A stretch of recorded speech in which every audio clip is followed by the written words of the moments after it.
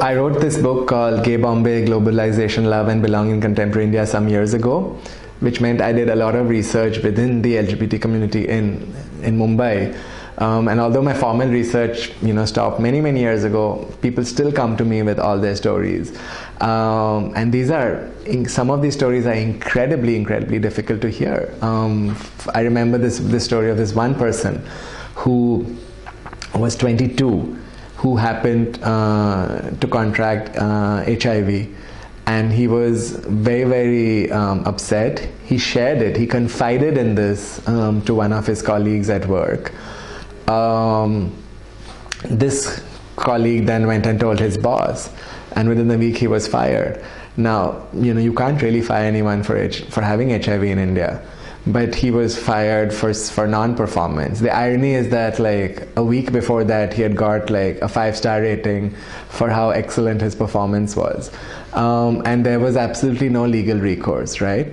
I've heard other stories, again, similarly, of other people who have come out at work and then either been transferred or been harassed or been subject to all kind of really uncomfortable and sometimes dangerous situations. Mingle, which is a great group which measures it's the Indian Gay and Lesbian Employee Network, which measures it does incredible surveys on attitudes towards LGBT at the workplace, and also does very powerful youth leadership retreats every year.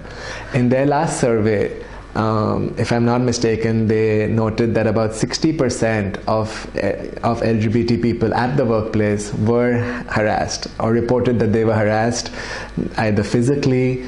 They were subject to unwelcome remarks, they were taunted, and so on.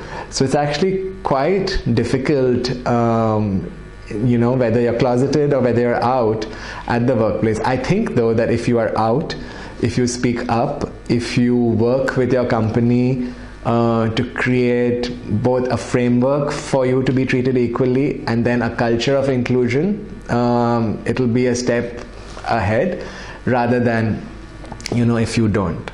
I think in India, at least at a corporate level, LGBT conversations around LGBT within the diversity and inclusion rubric are still very early. There are a bunch of companies that have made some efforts, whether it's Infosys, whether it's Nomura, whether it's Google, whether it's Goldman Sachs, etc. All are making some kind of efforts in understanding the laws of the land, understanding their own employees better, and seeing what they can do. So I think that's very good. I wish more companies came out and actually were more progressive. Particularly, I wish more Indian companies, because a lot of the arguments against, a lot of the silly, fallacious arguments against equal rights done by, bigots or people who don't want to give a significant part of Indian citizens the same rights as others are this is un-Indian. I think that for a corporate engagement for LGBT rights, for inclusion, I think there have to be two broad lines of resistance.